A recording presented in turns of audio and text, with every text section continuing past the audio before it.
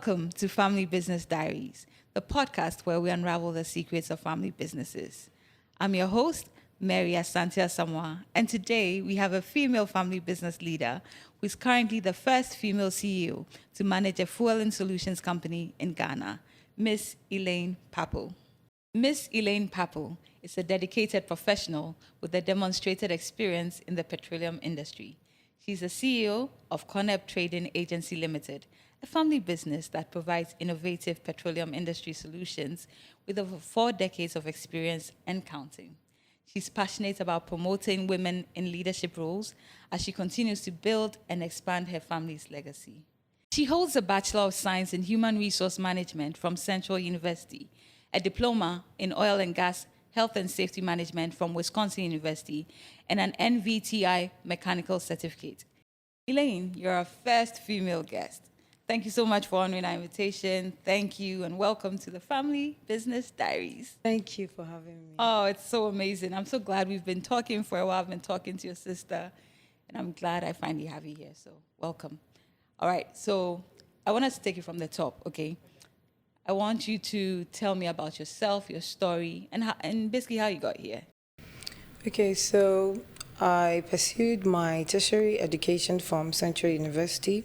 I've always had a strong belief that for a company to succeed, you need to have the right people in place. So that's what influenced my decision to pursue human resource management in school. And after that, I actually had plans of working in the banking sector. Banking? Yes, banking. At that time, it was very glamorous. That was what was on. There were so many banks springing up. Yeah. It was very attractive then. I had no plans of working in the family business. And None yet, at all. And yet I found myself there. Interesting. Yes. Interesting. So choosing human resource management, it had nothing to, so you realize that people are important when it comes to business. And so that's why you chose it, but not because you wanted to basically go into your family business. And No, not at all. Not at all. Banking. Yeah. Are you sure you know what it entails? I know. Banking. I'm so glad I didn't know that because bankers, we love you, but yes, you're on your own. I'm not too sure I would have done so well in Interesting. So how did you end up at Coneb? Okay, so it was actually the business advisor to the company that suggested to my dad that it was time someone else besides him came into the business to study about the operations, what the business entails as a whole. And at that time, I'm the first one. So at that time, I was the only one who had just completed uni. Everyone was busy in school. Yeah. So I had to do it. That's how I found myself there. And the plan was not even to stay there. It was to work for just about 18 to 24 months. Yeah, that was the plan. Okay. So I said, okay, fine, I can sacrifice a year or two, get to understand the business, and then go and do my own thing. Interesting. Yeah. So, all right, let's go back. Your dad your dad was the director for Coneb at the time. Yeah. And then you had a business advisor, not a family member, an outsider, complete outsider who said they need you, they think it's time to get someone else to understudy him. Isn't that amazing? Like, it's interesting that they would advise for a family member to come in there. What do you think would have? Yeah, at that time I found it a bit strange because it was all new to me. I didn't even understand why. I thought, well, none of us are really interested in it, but you can always get people to manage it. So for me, it wasn't a big deal. But I guess he was looking at it in terms of running the business, keeping it as a family business. Mm-hmm. Yeah, so he thought it's always better. I mean, later on you realize that it's always advisable to have someone else know what it entails. Because even if you're not working there and you still own the business, you still have shares, you can't really offer advice when you don't have a clue about what is being done. You will not be helpful. True. Yeah, so it's a good decision. So then we're grateful for that. Yes. For that advice, right? Yes. Okay, so they managed to get you. And I mean, I'm trying to imagine that conversation with your dad talking to you and I saying, know. "My daughter, come here." How did that go? So it was just one evening, then he brought it up. So this is it. And you are coming, you have to do it because everyone else is in school. And so you have to. I remember my sisters telling me that, well, you're taking one for the team. Imagine. Because Firstborn, oh my goodness. You know, I was disappointed because I felt I had my own plans. We're not really interested. But at the end of the day, it was definitely the best decision You're doing for great the things. business. So Thank you. I'm sure. I mean, I know it was a good decision. Yes. But let's go back. Okay. I still want to understand a few things. Sure. Okay. So you were basically picked because you're the firstborn. You were the first one out of school. He had been advised, get somebody in there. You're 4 girls, right? 4 girls, yes. Oil and gas. Would we call it a male-dominated area? I mean, it's Definitely. very... Yes. Most meetings, I'm the only female there. So how did you feel? I mean, thinking and taking up this responsibility, like how did that feel? Very intimidating at first, confusing, because I had no working experience, actually, no work experience. So just straight out of school, I landed this role and I had to study everything from start as well. The funny thing is, joining, I thought, okay, that's my dad, so I'm obviously not going to start from the bottom, right? But I started from the bottom, so I was the office clerk when I started. It was more of sorting out files, printing emails, photocopies, stuff like that. I didn't really have any major role, and I thought, I just completed school. Why Like am I university? handling files? I mean, Intense. But gradually, it actually helped me understand the business because I had to study the files, know the clients, what exactly we were offering them. So it was a good experience. It helped me a lot understand more of the business. It did. That's good. I mean, I had the same experience. You know, you come in and you're like, hey, that's my dad.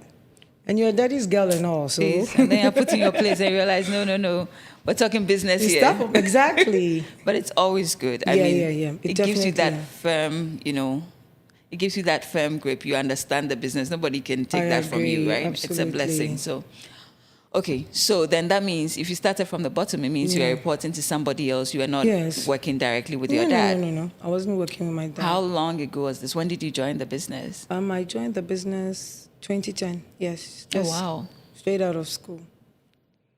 That's what, 13 years? Yes, 13 years. That's a lot. Well done. And a lot has happened in 13 years, right? Lot. So in 13 years, our office assistant is now the managing director. Yes. Right?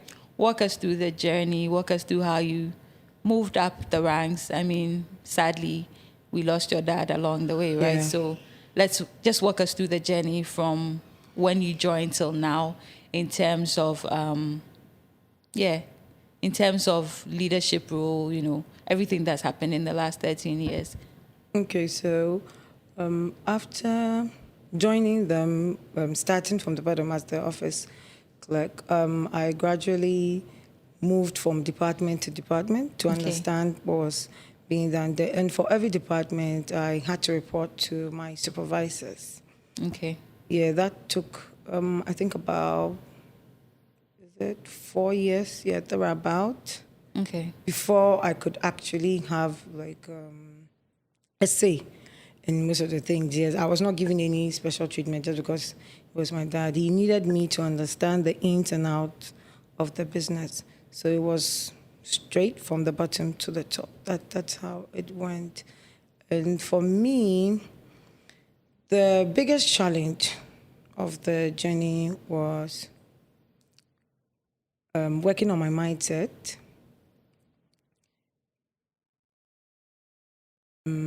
developing my leadership skills as well, and the engineering part. We have an engineering department, and that was very, very challenging because I do not have any engineering background. Madam HR. No experience there, so yes, it was very difficult. I had to gain their trust, build a relationship with them to make them feel a bit comfortable. You don't want to have the title, yeah, this is the owner's daughter. You don't want that trademark. So you actually have to earn it. Contrary to what people believe, a lot of family businesses, the next generation have to really earn the trust. A lot of people think, oh, you just get it because that's your dad, that's your mom. No. You have to put in the work because people extra talk. work. Yes, they won't tell you, but you hear things. People are always going to talk behind your back. So you always have a point to prove. So you work extra hard, but they say it comes easy, so. You actually took, I mean, that was my next question to you. I was going to ask you about, that whole labeling. Oh, she got the job because she's a father. Like, it makes you, it's almost like you have to put in extra work. You always feel you have to prove something. Yes. It's always like that. And it makes it.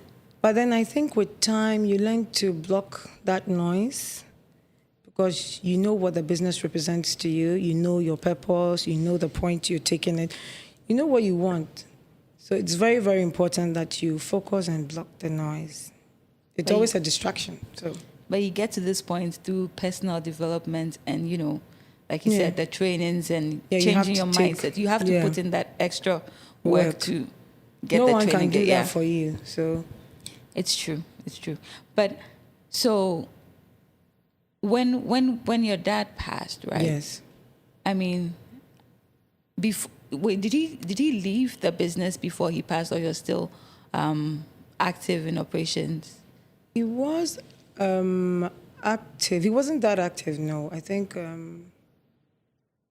year before he passed, he had really taken a step back. So I was the executive director at that time. Okay. And so it prepared us.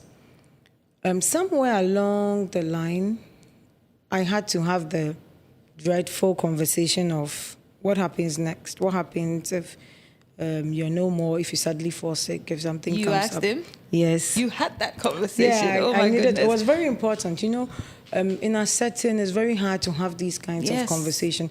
People don't like to talk about death. People don't want to address the fact.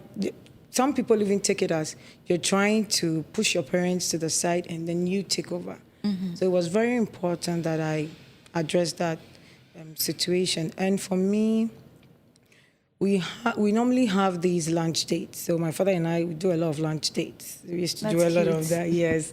So I felt it was the perfect place and time to bring that up. So I brought it on one of our lunch dates at his favorite restaurants as well. You set it up. Yes, I set it up. And then I didn't go direct. I think it's also how you present the question and how you approach the whole situation. So you can't come off of like... back off, it's my turn. No, it's not your turn. They don't owe you anything. It's their company. And so they can even decide to sell it if they want. And then you take your share and go. So it's not really yours until it's given to you. So I told them, we were having a conversation, and I said, so what happens next? What do you think we can put in place to continue our operations in case something happens, especially since we offer 24/7 emergency response to our clients. So in something like that, what happens? What do we do? And that's what got him thinking, because he's thinking about the business. Yeah, it's not about you. It's not about me, it's business, yes. So I think it was the next day, and then he said, you're actually right, I've thought about it. Then he started putting things in place, and then I was given more authority. I could now sign stuff without his approval. Okay. I could do things. We had to look at the legal aspect of that as well. Definitely. And that's how. So when he died, I was already very active for about a year. You had been trained. Yes, so it was. I was doing everything. Okay. Yeah, he took, after giving me the power, he took a 3 months break. He said, well, since you're doing, I'm tired, I want to rest. And then he would stay at home. So he only comes in on Friday, then we have lunch. Then they drop him back home. That was it. He wasn't really, and when you ask him for advice, he'd be like, well, it's yours now. I don't care, so whatever happens is on your head. You face the consequences. Yeah, so I was actually prepared. It wasn't that difficult as I had expected. I think it was more of an emotional journey for me because he's not Yes. there, that kind of thing. Yeah, that's. But in terms of the business, everything continued because we had already put in place a succession plan, so it wasn't an issue at all. You wouldn't know unless I told you he was no more because business was running normally. This is so good, but can you imagine if you didn't speak up, if Yeah. you hadn't had that conversation, then you all just keep moving because you're thinking, oh, it's about the business, let's focus, we're doing work, but these systems, these structures needed to be in place to ensure the continuity, right? Yeah, So I think it's very important for every family business to have a succession and transition plan. It's a must. You cannot so proud of you. succeed. Thank you. So you cannot succeed without having these things in place. You cannot. Amazing. And it's okay if no one also wants to take over or be in the business. It's totally fine. But it's still important to get everyone involved, let them understand what the business is about, and then they Yeah. can offer whatever support or advice they have from behind. And you can always employ qualified people to handle it for you. But if you don't know what it's about, you can't help. So That's it's true. very important, yeah.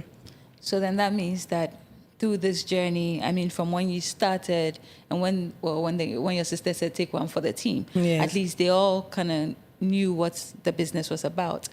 And then also when you were so after you had that tough conversation with your dad, Yeah. did you guys then call a family meeting? Did you get the family involved? Did you get your sisters involved? No, so two of my sisters were in England at that time, and Okay. the last one was also not really interested. It was just recently that one of them joined. That was just last year. Oh, okay. So she came on board because, once again, we have to think about the future. Currently, I'm the only one with enough knowledge about the ins and outs of the business. So I thought I always think it's necessary to have someone else. So you started succession plan and Yeah, thinking in case something should happen, it must in go case- on. Yeah, so That's good. so that's why my sister joined, so she can also have a fair idea of what we do and be able to advise accordingly. Okay. Yeah, So she joined. I mean, last year, yeah. I just love your story because the business didn't suffer when your dad passed. I mean, the training really helped, right? Yeah. Not just with you rising up the ranks, but getting that almost a year of solid training before Yes. he passed, right? Yes, That really yes. helped. Yes, it did. So everyone, my clients were already familiar with me, so it was nothing new. Yeah. Everyone already knew. Elaine, I'll show up at the meeting. And It you was talk. a bit intimidating at the start because you show up for meetings. The oil and gas is a male-dominated industry. You show up, it's just, you're the only lady in the room. I remember one time I showed up for a meeting 10 minutes late. And everybody was seated. I just started, and I opened the door, and yeah, everybody was just staying. And you are literally the only lady in the room. So for I me, can imagine the walk. yeah. I had to just quietly sit somewhere. And, You yeah, want to but disappear. all that also helped me. I used to think it's you. You're the lady there. You're confused. Is it a good thing? What do you have to do? But for me, it's my superpower because you're the only one there. Yes. There's no voice. You're the only one there. It makes you put more work in. You're more dedicated, and you strive to do better. It helps sometimes. Interesting. Because I was going to ask you, right, that, how do you navigate that delicate line? Your father has done something, you've Yeah. taken over. One side of you wants to keep that. You almost don't want to change. Like, it's like I'm protecting or taking care of Yeah. what you've been given. Yeah, But then there's exactly. also the thing about the talents where you need to sort of double it. So you Yeah, want you to do need to other do things. So more. how do you balance that thing of keeping daddy's legacy, keeping daddy's, honoring that tradition, but also innovating and doing things differently? Okay, so it can be very hard, especially because my father pioneered the industry. So when he started, there was nothing like that. So he's referred to as the Godfather of What the do you industry. do? So it comes with a lot of responsibilities as well. You don't want to lose that touch. You want to preserve the traditions. You want to tell his story, but at the same time, there are a lot of changes. The world is changing. New things are coming up. So you have to find a way to balance it without necessarily losing the values of the family business and losing his name in the process. Okay, so I'm just curious. You said your father is the godfather, or he was the godfather in the industry. What exactly do you mean by that? Okay, so when he started, there was no company providing fueling solutions in Ghana. Okay. So his main focus wasn't even that. This whole thing came about along the line. So when he started Coneb, he was actually providing services to Electricity Company of Ghana. So it was ECG. That was his focus, yes. So he was supplying them with transformers, the wires, everything they needed. Okay. And it was during one of his business trips, he got the idea, he approached the manufacturers, he started talking, and then that's how he started. And at that time, the whole industry was not really developed, should I say. It was starting, and it was more of mobile. Mobile was a very dominant one. And then I think Elf and Goyle. Yes. Oh, okay. Those were the ones that were really dominant at that time. And what all of them were doing was they had to buy the pumps themselves directly from the manufacturers. Okay. So he approached them and said, this is what I'm bringing on board. I'm going to bring the fuel dispensers in, and I'm going to make your life easier by arranging trainings for your engineers. Yes. To do it themselves, because at that time there was no support company offering that services, so they didn't really have enough support.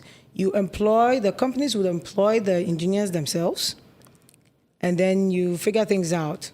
So when we came on board, what we did was we organized the training, and we would normally fly in experts to work on the pumps if there was any issue that they couldn't handle. But along the line, he realized the need to have after-sales service. And then he got people, he trained them, he organized trainings for them from time to time. And then that's how we introduced the engineering department as well. So almost everyone in the fueling solutions business, they've all had, one way or the other, they've had a contact with Coneb. Or through some sort of training, or some. They all kind of have had contact with us. All right, so Elaine, you've talked us through your journey, how your dad has done such a great job in the industry. You've taken over.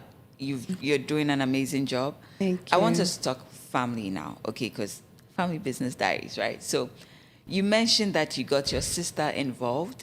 Yeah. Because you want somebody else in the family to understand and appreciate what the business is about, right? Yes. So that's you almost like starting succession planning. But let's talk about your sister, right? I mean, how do you guys manage to work together? How do you navigate? Where do you draw the line between being sisters and colleagues, all of that? Talk us through that experience. Okay, so we've not really had any major issues yet.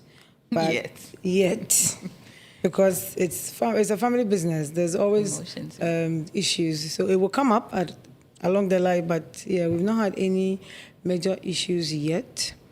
But I think one of the challenge would be when it comes to sharing ideas. Okay. So everyone has an idea. Everyone thinks, no, let's do it this way, that way. What do you think? And for us, drawing the line between your sister and your boss. That's what we needed to figure it out. But hopefully, it wouldn't escalate. Hopefully, it wouldn't escalate. But we're figuring that part out. We're trying to, give everybody a chance to express themselves, talk, come up with ideas. But we haven't really had any major blowout. Okay. Yes. No blowouts. We don't ever want blowouts. All right. But you've worked together for a year. Yeah, a year and a half. A year and a half. Yeah, okay. a year and a half. So you are the managing director. Yeah. What role does she play? What does she do? Okay, so she is the marketing lead. at the moment, yes. So she's focusing on promoting the business. Okay. Yeah. All right. Does she report to you? No, she doesn't report to me. I think it's always good to put someone else in there. Reporting directly to your sister will be a bit awkward. I don't think she'll take it serious. So if she has to report to someone else, it will be better for us. And then you also avoid any issues. Okay. So then that means you've put in systems to manage that, very delicate thing Yeah. of sister, colleague, Yeah. right? By having her report to somebody Yeah, else. because if she comes up with an idea and I don't like it, I don't have to say I don't like it. That's on someone else. Okay. So it's okay. So you control the conflict. You won't have issues coming up. Yeah. So sorry, I'm just trying to break this down. Sure. So that's on the operational side. She reports to somebody. When you talk, do you guys have a board? Yes. You have a board. Yeah. Do you have a family member apart from yourself on the board? Yes. So my sister, the last one, is on the board. Oh, the last one. Yes. How did you select the last one? Because the two are not in the country. So she got. She had to do it. Interesting. Yeah. The last one. Yeah, the last one. She's actually the one who kind of puts in the balance. I'm a very fun, relaxed person. She's more serious, organized, firm. So Really? Yeah. Hey, last baby. So I thought it was the best decision. Okay, so you Yeah. chose her. Yeah. And then I informed the others. And how did they like? Okay, so in the beginning they were like, okay, why her? She's the Yeah. last one. So But- why her? Yeah, but the two of you aren't in. So that's the only option we had. I wanted someone else in the family there, and she was the only one in the country at that time. Okay. So it made sense to have her there.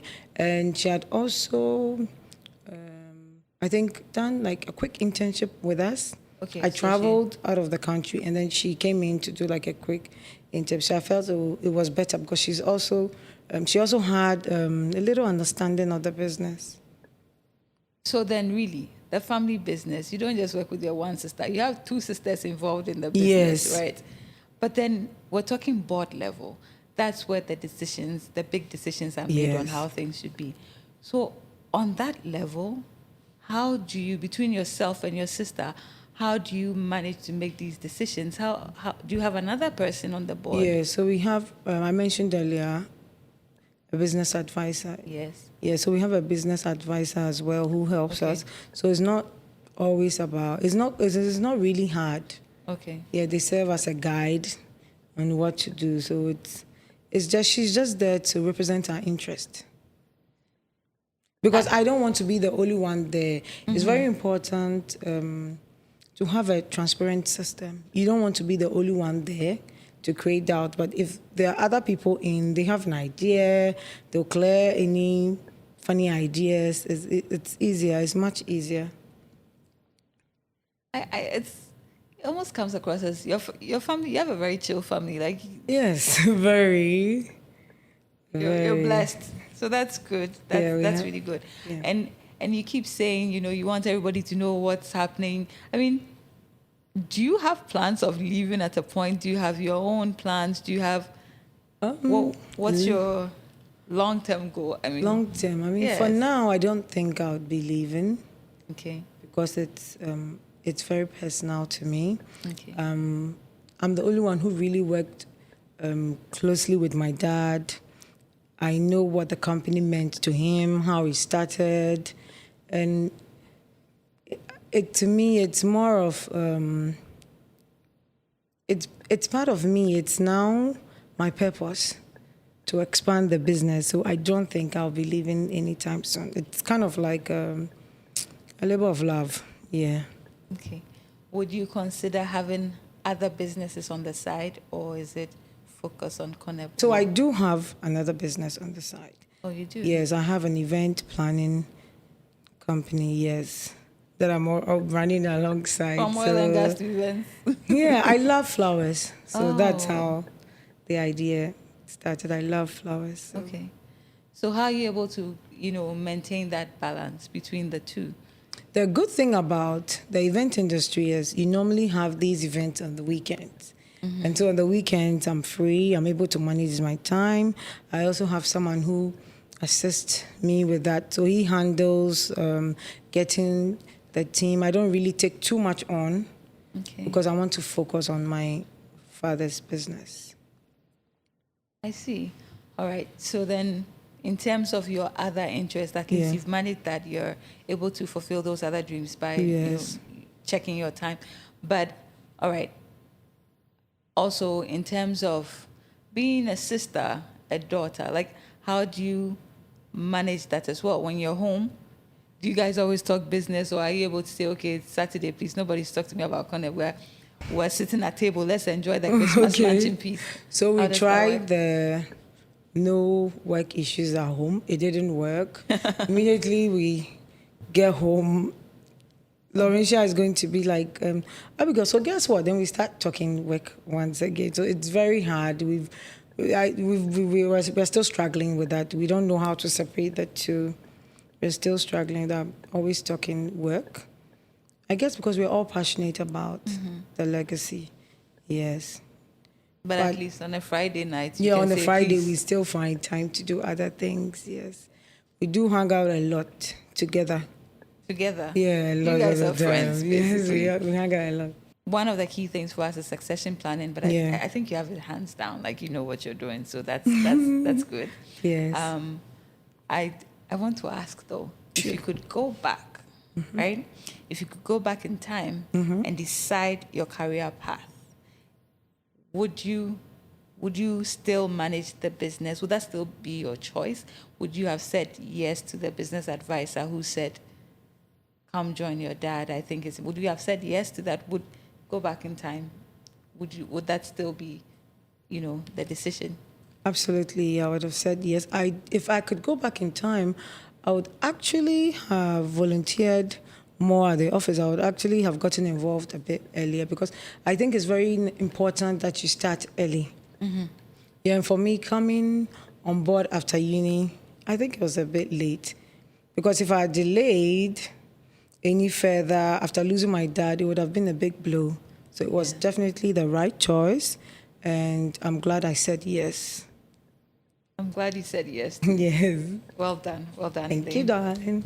What advice, right, would you give to people who are considering taking over their family businesses, to next gens, right? What advice would you give to them? What do you think they should be doing? What comes to mind? What would you advise next gens who are considering taking over from? Okay, for me, the first step is to have a plan. You definitely need to have succession and transition plan in place. Okay. You also need to have a step or a process to handle conflict because you cannot have a family business without conflict. They may not really escalate, but it's good to have the necessary steps in place to have a conflict resolution. And you should also find ways to develop interest in you should also come up with ideas to get the next gen involved at an early stage. I think with these 3 steps, it will be easier when you actually take over the company or inherit the company. Okay, so I hear you. Start early so you can get your interest, get to understand what the business does, have the succession plan in place, and then know that we are full of emotion. Then conflict resolution, so we need to have that. Yeah. Elaine, thank you so much. I think we've had a very insightful conversation. You've poured out so much, and really, for family businesses, it's obvious that you guys had the things in place. You had put in the right structures, the right systems, and that's why you probably had this very seamless transition. Yes. That's why things are moving the way they are. So indeed, the advice you've given is really good, that family businesses should have these things in place to ensure that, we can change this narrative. It's simple things. Yes. It's these little things that you put in place that ensures that businesses are able to transcend generations. It's not, you have to put in the work, and you've obviously done a good job with that. So kudos to you and your family. Thank you. It's been a pleasure having you on Family Business Diaries. I have enjoyed your conversation. So I have learned a thing or two, which I'm going to implement immediately. So thank you very much for honoring our invitation again. Thank you for having me. And tell your sisters I said good job, good job. Okay. I'm Maria Santia Samoa, and thanks for joining us on this episode of Family Business Diaries. We release new episodes monthly, and you can find the show on all podcast streaming platforms, as well as the Family Business Diaries YouTube channel. Follow us on social media at Family Business Diaries for behind-the-scenes actions and updates. See you on our next episode.